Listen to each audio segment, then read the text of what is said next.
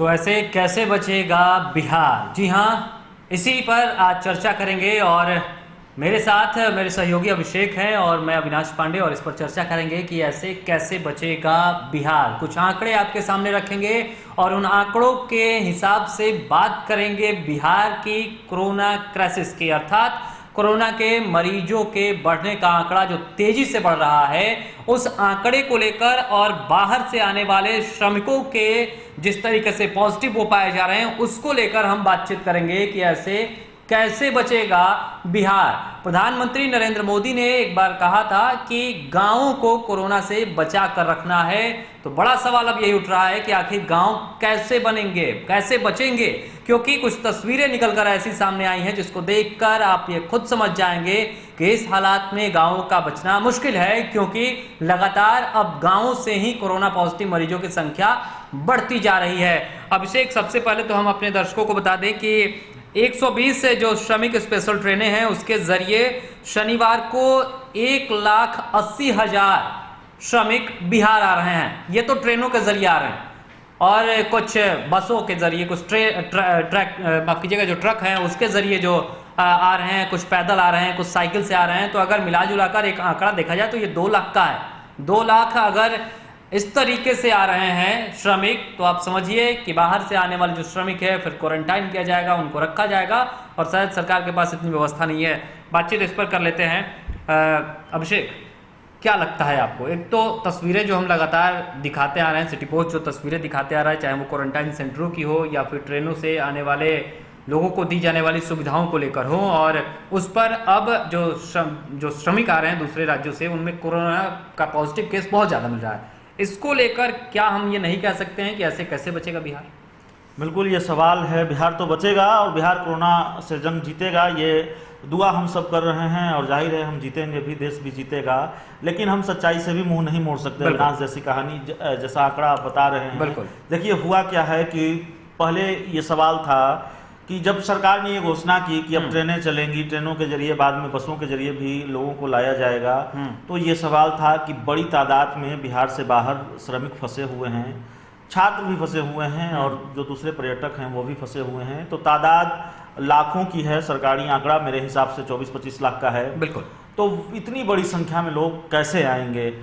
हालांकि हम आपको बता दें एक अभिषेक कि अब तक जो ट्रेन शनिवार को जो हमने बताया कि 120 जो ट्रेनें आ रही हैं, अगर उसको मिला लिया जाए और पहले की जो ट्रेनें आई हैं उसको अगर जोड़ दिया जाए तो कुल 798 ट्रेन बिहार आ चुकी है, और उससे 10 लाख से अधिक प्रवासी मजदूर बिहार आ चुके हैं। वही बात मैं कर रहा हूँ कि पहले ये सवाल था कि लाखों की तादाद में लोग हैं और कैसे आएंगे। अब सवाल यह है कि इतनी बड़ी तादाद में लोग आ रहे हैं, इनको हैंडल कैसे किया जाएगा? और खासकर तब ये सवाल और वाजिब हो गया है और बड़ा हो गया है जब स्वास्थ्य विभाग के एक के बाद एक कई आंकड़े सामने आए हैं, और दोनों ही आंकड़े, जिन 2 आंकड़ों को मैंने समझा है, 2 ताज़ा आंकड़ों की बात मैं करता हूँ। एक आंकड़ा जब आया 1900, जब बिहार में कोरोना संक्रमितों की संख्या थी, तब ये आंकड़ा आया कि 1900 में से 1000 लोग कोरोना पॉजिटिव हैं। बिल्कुल। और दूसरा जो आंकड़ा आया है वो भी यही बताता है कि प्रवासियों ने बिहार में कोरोना संक्रमण की रफ्तार को बढ़ाया है। खासकर दिल्ली से सबसे ज़्यादा आने वाले लोग कोरोना संक्रमित पाए गए हैं। उसके बाद दूसरा नंबर महाराष्ट्र से है, जो लोग बिहार पहुंचे हैं उनमें कोरोना का संक्रमण पाया गया है, और उसके बाद गुजरात से जो लोग आए हैं उनमें कोरोना का संक्रमण पाया गया है। तो दिल्ली, महाराष्ट्र और गुजरात, ये वो 3 राज्य है जहाँ बिहार के लोग ज़्यादातर जाकर काम करते हैं। देश के दूसरे राज्यों में भी जाकर काम करते हैं। तो बिहार में खतरा अचानक बढ़ गया है, लगातार बढ़ गया है, और बिहार में कोरोना संक्रमितों की जो कुल संख्या है उसमें से तकरीबन आधे लोग, एग्जैक्ट आंकड़ा अभी हम नहीं बता सकते, लेकिन तकरीबन आधे लोग वैसे हैं जो बाहर से आए हैं। अब आपका सवाल है कि बिहार कैसे बचेगा? आपका सवाल बहुत जायज़ है, इसीलिए हम अपने दर्शकों के बीच आए हैं। और ये सवाल इसलिए नहीं है कि प्रवासी मजदूर बिहार आए हैं और उनमें ढेरों में कोरोना का संक्रमण पाया गया है और कोरोना प्रवासियों की वजह से बिहार में कोरोना संक्रमण की रफ्तार बढ़ी है। दरअसल सवाल इसलिए है कि बिहार कैसे बचेगा, ये सवाल इसलिए है कि 1 जून से ट्रेनें चलने वाली हैं। एक तस्वीर का जिक्र आप अभी इस खबर के शुरू होने से पहले जिक्र कर रहे थे कि कैसे लोकल ट्रेनों में भर के भेजा जा रहा है, या लोकल ट्रेनों में पहले की तरह लोग चल रहे हैं।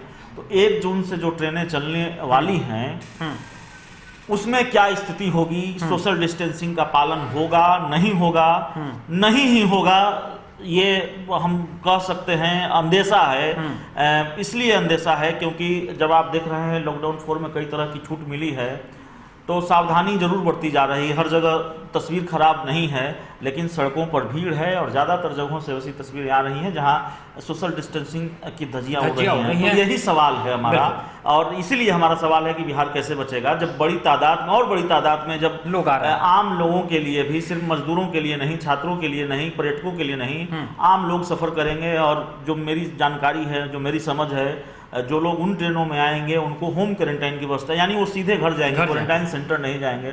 तो बिहार के गांव कैसे बचेंगे, बिहार कैसे बचेगा, ये सवाल बहुत वाजिब है अविनाश। बहुत वाजिब, और इसलिए भी हो जा रहा है क्योंकि ये जो तस्वीर अभी देखिए, अभी जो आप देख रहे होंगे, ये दानापुर स्टेशन की तस्वीर है और शनिवार की तस्वीर है ये।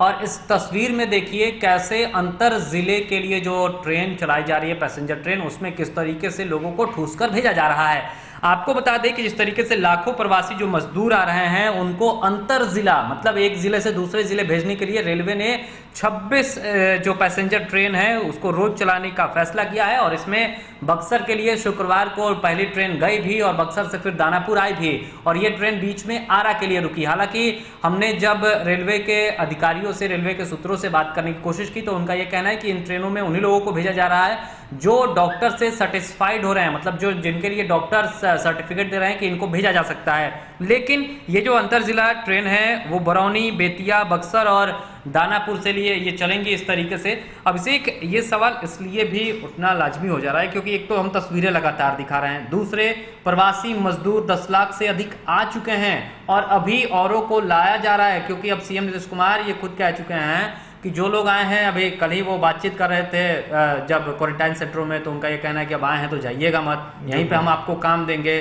तो ये स्थिति है और गांव से लगातार कोरोना पॉजिटिव मरीज मिल रहे हैं, चाहे वो हम बक्सर जिले की बात कर लें, मधुबनी की बात कर लें या फिर खगड़िया की बात कर लें। अब शहरी इलाका नहीं, अब वो गाँव की तरफ बढ़ रहा है। इसलिए हम कह रहे हैं कि प्रधानमंत्री की वो बातें कि गाँव को बचाना है, कैसे बचेगा।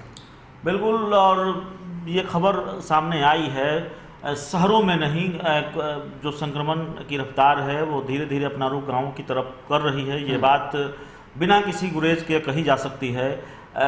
आप कई आंकड़े जब आप बताते हैं दर्शकों को कि पटना से इतने मामले सामने आए हैं, जो मेरी जानकारी अब तक 196 मामले सामने आ चुके हैं, तो सिर्फ पटना में वो 196 मामले नहीं है, पटना के जो उपनगरीय इलाके हैं या पटना का जो सुदूर इलाका है वहाँ से भी ये मामले हैं, और इनको मिलाकर पटना में 196 मामलों की बात हो रही है। तो संक्रमण की रफ्तार तेज है। दूसरी तरफ मृतकों की संख्या में भी वृद्धि हुई है, हालांकि अभी उस रफ्तार से वृद्धि नहीं हुई है, और बिहार ना हो, टॉप 10 में आ गया है, और बिहार अब टॉप 10 में आ गया है। बिहार के लिए तो हमारी लड़ाई लगातार मुश्किल हो रही है कोरोना के खिलाफ। अच्छा, इस बीच में आसान कैसे होता? क्या जो स्वास्थ्य सचिव है उनका तबादला कर देना इसको आसान, क्योंकि अब तक नए स्वास्थ्य सचिव तो आए ही नहीं हैं, उनके बारे में भी खबर निकल कर ये आ रही है कि वो टाइम से ऑफिस आते हैं, फिर ऑफिस से घर खाने के लिए चले जाते हैं, फिर आते हैं और फिर शाम को अपना जो टाइम पूरा होता है चले जाते हैं। और इस बीच जो स्वास्थ्य महकमा जो है, स्वास्थ्य विभाग जो ट्विटर के जरिए जानकारी दे रहा है, वो काफ़ी कन्फ्यूजन है, उसमें काफ़ी कन्फ्यूज कर रहा है वो। एक बार स्वास्थ्य महकमा, आज सुबह की बात कर लें शनिवार को, तो उसने कहा कि 2310 मरीज हैं, फिर जब पहला अपडेट दिया तो उसने लिखा कि 2266 मरीज है, 63 मरीज है। इस तरीके से आंकड़े आ रहे हैं, तो इसमें कैसे लड़ाई जीती जाएगी? देखिए, स्वास्थ्य विभाग तो कंफ्यूज है, सरकार में कंफ्यूजन दिखा है, कहीं ना कहीं असमंजस की स्थिति रही है। लेकिन स्वास्थ्य विभाग के सचिव का तबादला हो गया, इसलिए बिहार में कोरोना संक्रमण की रफ्तार बढ़ गई, ऐसा हम नहीं कर सकते, या फिर उससे स्थिति और खराब होगी, ये भी हम नहीं कर सकते। हाँ, अपडेट को लेकर दिक्कत हो रही है, लोग कंफ्यूज हो रहे हैं, लगातार लोग ट्रोल कर रहे हैं, लोगों में कंफ्यूजन बढ़ रहा है, लोग ट्रोल कर रहे हैं, ये अलग बात है। अब बात करते हैं संक्रमण की रफ्तार की, ये खतरा कैसे कम होता या फिर कैसे इस स्थिति का सामना बिहार को नहीं करना पड़ता। देखिए, एक बात साफ है, कल जेडीयू के प्रवक्ता राजीव रंजन से मैं बात कर रहा था और सीएम नीतीश कुमार के बयान को आप जानते ही हैं। बिल्कुल। उन्होंने ये कहा था कि अगर बड़ी तादाद में, पहले वो विरोध कर रहे थे कि लोग बड़ी तादाद में अगर बिहार में आएंगे तो संक्रमण का खतरा बढ़ जाएगा। तो यही बात हमने जेडीयू प्रवक्ता से भी की और हमने पूछा कि क्या अचानक बैकफुट पर आना पड़ा सरकार को, क्योंकि इस साल बिहार में विधानसभा के चुनाव होने वाले हैं।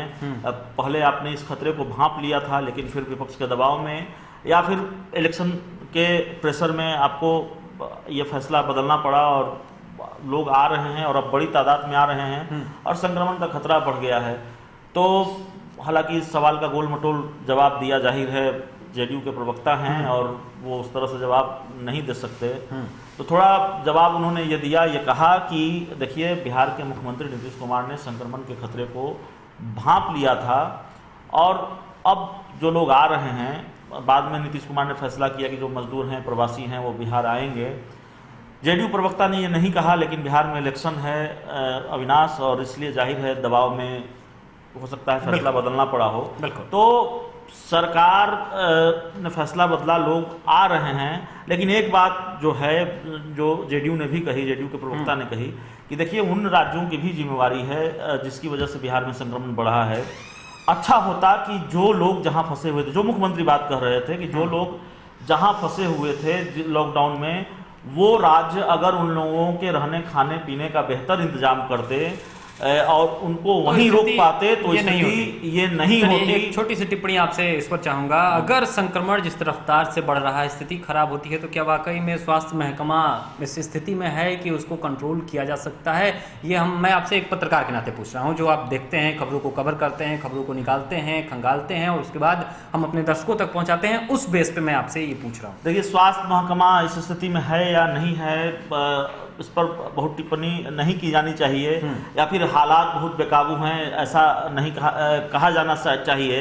लेकिन हमारी लोगों से अपील होगी कि खतरा बढ़ रहा है, हम भी देख रहे हैं और दर्शकों को ये समझाने की जरूरत नहीं है, क्योंकि हमारे जरिए दर्शक भी ये समझ रहे हैं कि बिहार में कोरोना संकट लगातार बढ़ रहा है। इसलिए अब हमारी जिम्मेवारी और बढ़ गई है, लोगों की जिम्मेवारी बढ़ गई है कि हमको और सावधानी बरतनी है, क्योंकि आप देख रहे हैं कि खतरा और बढ़ रहा है, संक्रमण की रफ्तार और तेज होगी। फिलहाल कम होती नजर नहीं आ रही है, संक्रमण की रफ्तार और तेज होगी। तो हमें और सावधानी बरतने की जरूरत है, हमें और सावधान रहना है।